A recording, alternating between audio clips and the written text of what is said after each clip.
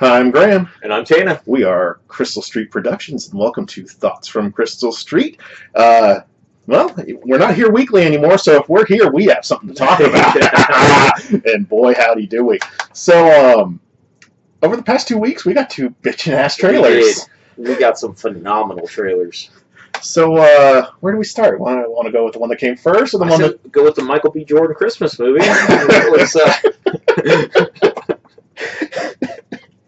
It's not what we're talking That's about. not at all what we're talking about. So, I say we start with DC. let's start with DC. DC, because that one's the brand new one. I mean, right. Well, it's not really... It came out yesterday. It's not really, It's out yesterday. So yeah. Well, yesterday as a recording. By the time I get this edited, who knows? 3 or 4 days.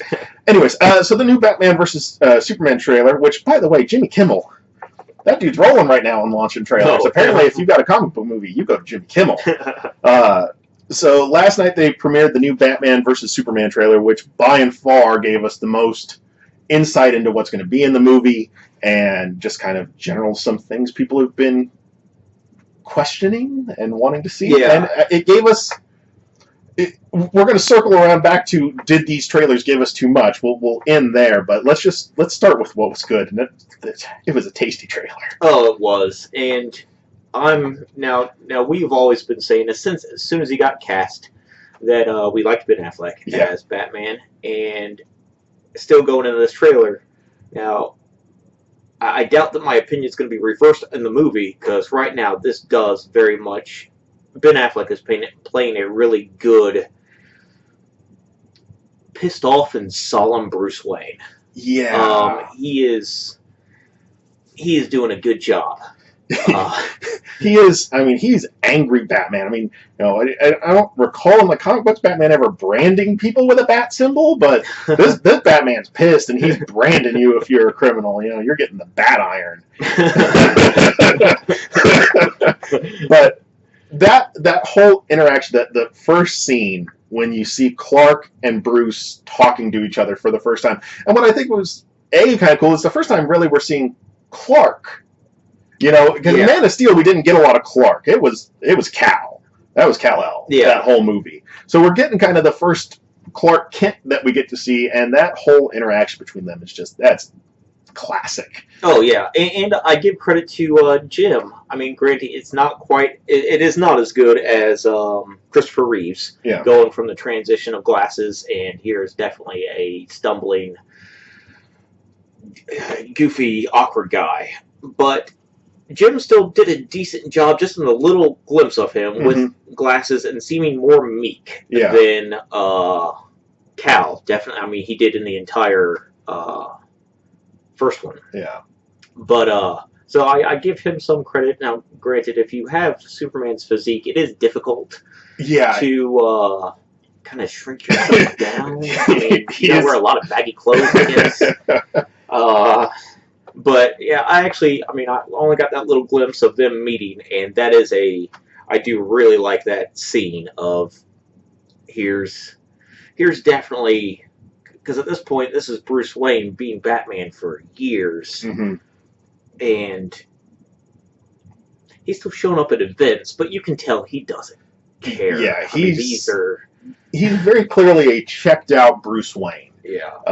And you see that and I do love, Clark asks him about the vigilante, and you get that little half smirk on his face, and then he goes into his whole rant about how, the fluff pieces that they print for Superman, and that start to the trailer is amazing. And then enter Jesse Eisenberg, and we get to see his Lex kind of for the first time, and I'm a little bit more torn about this, I think, than Tannen. We talked a little bit about our reactions before we started filming this. He seems a little too eccentric for me right now. Still, I'm not going to go as far as a Hackman-esque, but it's still not... I guess I keep wanting in film to see the Lex Luthor that Clancy Brown gave us in the animated series. The very serious businessman who is trying to screw the world over in the background. But he's not so overtly over the top that the way that Jesse came out. But Tannen did bring up a good point in that maybe we'll see that more when he's not in public. Maybe this is public Lex Luthor face that we're seeing.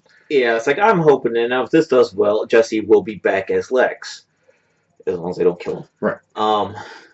Which I hope they don't. But it's like I would like to see if this. I mean, this is our first meeting of Lex Luthor in now the DC's movie universe. That yeah, it's like I mentioned. It's like I'm hoping that his very very animated meeting of Clark and Bruce at the beginning of the trailer is his public face. I would like to see in the movie where he's working on his plot, which is Michael Shannon Zod body. The more of the Clancy Brown sinister gonna do what he can do to toy with these gods of pawns that a guy as sociopathic and intelligent that Lex is. Right. That's all he views Superman is something that he should be able to manipulate and control. So I would like to see those scenes when he's actually working on his bad guy projects. Yeah. Of a more sinister Lex. So then we got a lot of Batman and Superman actually kind of fighting. We got to see in the Batwing and just a little bit of what the fight's going to be. And then came the big... I guess if you've been reading the news on the movie, if you follow it closely, you know that this had been rumored to be a thing. But then there's this break in the fight between Batman and Superman, and Lex, says, if I'm going to kill God, essentially. And then here comes Doomsday. And the first time I watch it, I'm freaking out inside a little bit, because I'm going, that's Doomsday. And there's Agent Dorian, one of the movie news people that I follow, has this great little gif, and I'm going to put it right here, of him watching the trailer, and he's just kind of freaking, he's getting like this little freak out going on as you get Doomsday and then the Trinity coming together for the first time. And yeah, that's good trailer right there. Yeah. It's like I mentioned, it's like there are people, there are going to be you can't make a superhero movie without the hardcore fans just being all pissy. Yeah. It's not possible. And I'm a big DC fan, and I'm still fine with, this is not Doomsday's story. Doomsday definitely wasn't a clone of, probably wasn't a clone of Zod. Doomsday has a very... It's a complicated... He's a Kryptonian experiment in evolution, essentially. Yeah, so... And eventually he just hates all Kryptonians because they kept killing him over and over again. And it's a very complex story to tell in a movie, so this is a convenient way to tell it in a movie universe. Yeah. And sometimes I'm okay with that. I'm okay with... I think the only thing that bugged me about Doomsday was his face. Like, he looks like one of the new Ninja Turtles from the they're not really Michael Bay films. They're Michael Bay produced films. And I understand what I think they're going for. They're trying to make him look like Zod. Yeah. A little bit in the face. Michael Shannon kind of, here's our bastardization project that we did on Michael Shannon. So I kind of get that that's what he's supposed to look like, but Doomsday has that hard... he's got that super square, flat bottom jaw and those white teeth. Bones for... Yeah. I kind of missed that look. They got the bones sticking out of him a little bit, and maybe as the fight goes on, maybe it'll protrude a little bit more. But overall, I thought he looked good. He looked better than Smallville. No, you know what? Smallville actually looked okay. That looked okay. And what was cool about the Smallville one is that was a costume. Yeah. That wasn't CG. So, I'm not even going to hate on the Smallville. Yeah, for their budget, Smallville did a good job. Yeah. But, it did look a little weird, but it looked fucking cool at the same time. Yeah. And then, of course, you get, it looks like Batman's going to get roasted. Obviously, it's Batman. He's not going to get roasted. And we get kind of our first really good look at Gal Cabot and all three of them standing together. And what I also liked in that moment of the trailer is that light. That little moment of levity. That little bit of levity between Batman and Superman that makes me think that maybe this will not be all Frank Miller depressing Batman hating Superman garbage. So there was that too. I like that little bit of moment of levity. What about the Bat voice? We kind of got it. It's still a little growly. Oh, but I think because I think now I just lost his name. Affleck. I think he did every now and then when I wake up and somebody calls me. I have my morning phone voice, which is definitely not this voice. All right. It is. It sounds a lot more like what Ben Affleck's doing for Batman. Yeah. It's just kind of lowered it an octave with a little bit more. Yeah, I just haven't warmed up your voice, and I'm fine with that. I mean, I like it better than Cancer. Yeah. I mean, it's definitely not as cancerous as Christian Bale's. It's still a little more growly, I think, than I would like. I mean, I like I expect the half octave drop. That's what you're supposed to do when you have the Batman voice. But it was maybe a little more growly, but it is still much better than, where are the other drugs at? It sounded better than that. So that, again, well done, Batman vs Superman. Yeah, no, it's looking good, and really, let's see. We're still 6 months away from it, and I'd be fine. I mean, there will be another trailer between now and then. Yeah. Actually, that one might have Aquaman in it. Yeah. So then I'd be fine with that. See, they don't need to release a whole lot more. No, much more content. Right. But, just having one scene of Jason Momoa, like, standing up out of the water or something, I'd be fine with kind of another character introduction, but not much more content. Yeah, I don't want to know a whole lot more. And so on that, let's shift to the trailer. Tanner, he likes to bump my figures in the background. That's a daily goal of his. So let's bump to the Marvel side and mine, and we finally got the first Civil War trailer. We've had 3 Batman vs Superman trailers, and we finally get 1 Civil War trailer.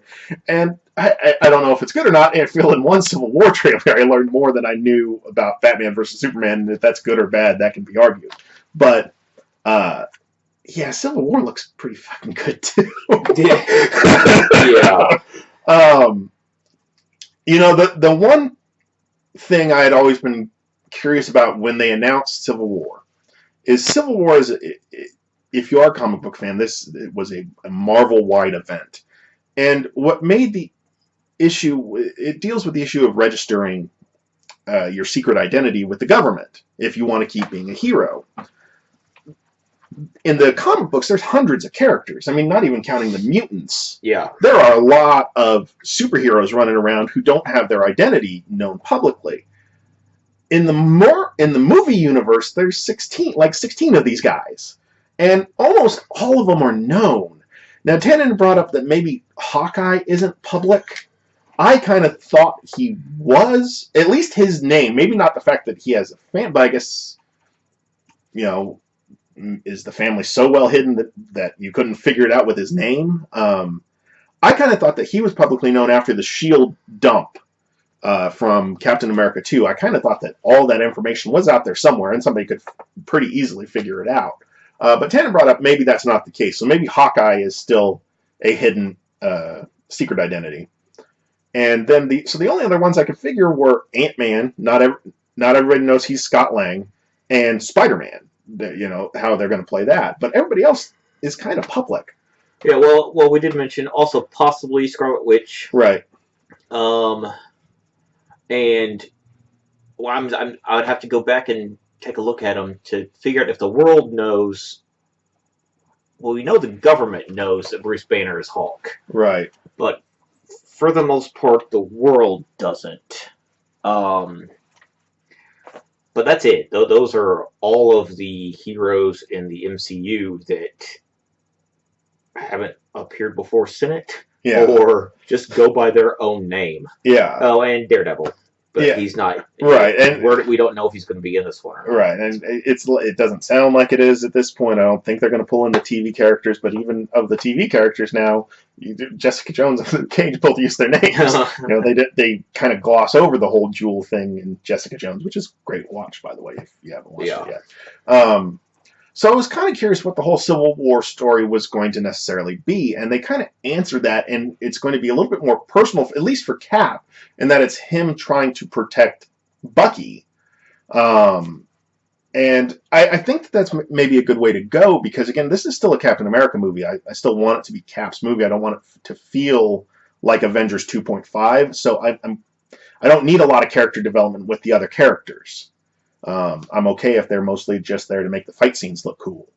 And by the way, the fight scenes look cool. Yes, they do. It looks like it's going to be a bad day if you wear Iron Man armor. Yeah. Because what the trailer has showed us is War Machine gets his ass handed to him, and Tony's getting his ass thoroughly handed to him by Bucky and Cap. So it's a bad day to wear Iron Man armor, apparently, in that movie. Again, it showed a lot of great stuff. We got our first real kind of looks at Black Panther, which was awesome. Yeah. Of course, we haven't seen Spider-Man yet, which I guess it's a first trailer. You don't gotta give it up on the first date, So I'm okay with that being there. Plus, it's got all kinds of great memes spawned from it now, because there's the new cover of Entertainment Weekly has Cap and Thor and Black Panther, or not Cap and Thor, but Cap, Iron Man, and Black Panther, and then somebody put in next to it a picture of J.K. Simmons. Now bring me pictures of Spider-Man, which I love, because it's J.K. Simmons, which is the best J. Jonah Jameson you're ever going to get. So yeah, I mean, I don't need to see Spider-Man in this first trailer, but again, we'll get into this now, because we can sing the praises of the trailers for days, because they were both really good. The question is, did they give us too much? And because I know we were all clamoring for this first Civil War trailer, and of course, anytime a new Batman versus Superman trailer comes out, we're going to be excited and we're going to watch it. But with the Star Wars, and this is the ones I'm going to compare them to, is the Star Wars trailers. There's been three main trailers, and of course now there's a bunch of TV spots, because it's like 2 weeks and it's going to be out. I still feel I know nothing about this movie. The black guy's going to have a lightsaber, and the one dude's got a lightsaber with 3 blades. There's some starfighting, maybe, and the Millennium Falcon flies around. That's the extent I know about Star Wars, and I am super hyped to see that movie. Like, crazy hyped. And I know nothing about it. Now, don't get me wrong, I'm crazy hyped to see Civil War. I am crazy hyped to see Batman versus Superman. But I just feel like there's going to be some things that maybe, like Doomsday jumping out. Mm-hmm. I think I would have liked to have been surprised at that in the theater.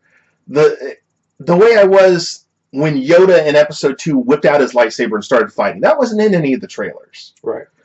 And so when that happened, that was like the whole theater blew up, and that was awesome. I like when that happens, and I think if they had kept that Doomsday reveal a secret until the movie came out, when Doomsday jumped out, theater would have blew up. And now I don't know if we're going to get that experience in the theater.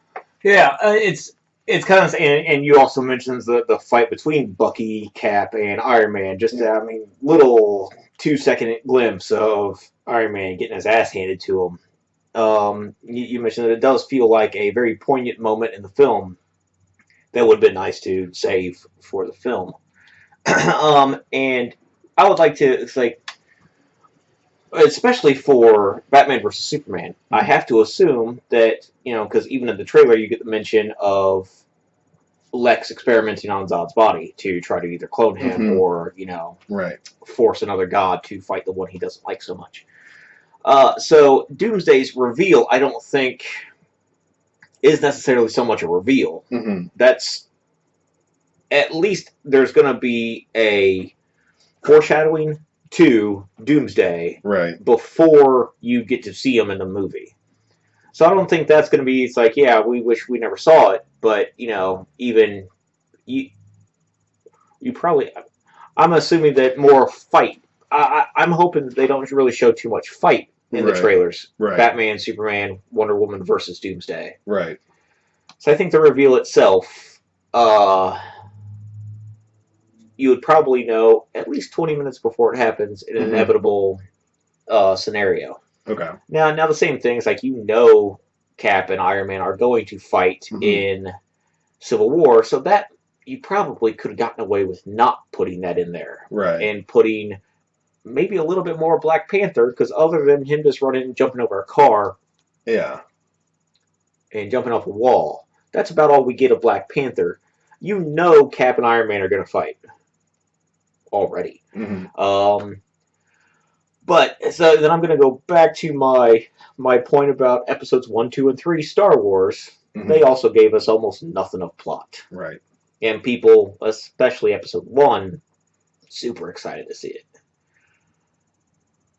And it's probably good that they did that, as opposed to throw in, a lot of the things that people don't like about episode 1.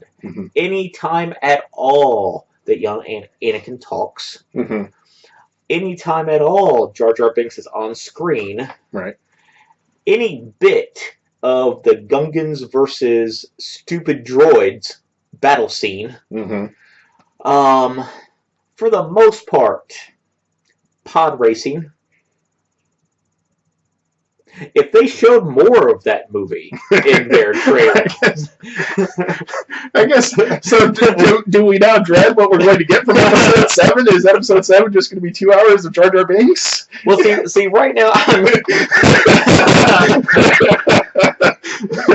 it is. I mean, when a trailer, I mean, you can go two ways. When a trailer presents too much of the movie, you can be concerned: is there going to be anything else in the movie, or did they show me all the good parts? And that happens sometimes, and that is incredibly disappointing. Or you can go, yeah, I'm super excited because I don't know anything about it. You go watch it, and it's like, oh, that's why they didn't put anything else in the trailers, because the Millennium Falcon flying through wreckage, that's the best thing we're going to get. And I don't believe that's the case. I don't think J.J. Abrams is going to screw the pooch on this one. He's done, in my opinion, a really good job of Star Trek. Yeah.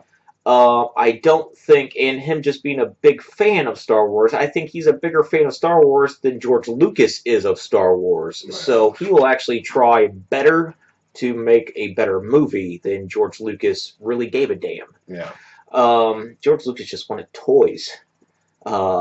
In all fairness, George Lucas did make a lot of money on toys. Business-wise, he knows what he's doing. Yeah. Just don't let him behind a camera. Yeah, that's or tell a story. Oh yeah, that's the trick with Lucas. You can't let him do too much. So yeah, so I don't think Star Wars is going to be like Episode 1, right. But I'm going to have to preface it when we start mentioning. It's like, yeah.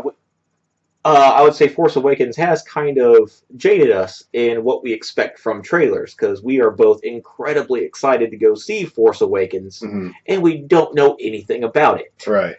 Both still really excited for the 2 comic book movies, but we do know exponentially more about the plot. Right. So it would be nice if movies could give you next to nothing and get the same type of excitement. Yeah. But Star Wars has such an ingrained fan base that it can do that. It has the capability to just give you a name, and you're instantly excited. Whereas, Batman versus Superman, even when that was announced, the fervor wasn't remotely there as it was with just, we are making episode 7. Right. That, just the worldwide...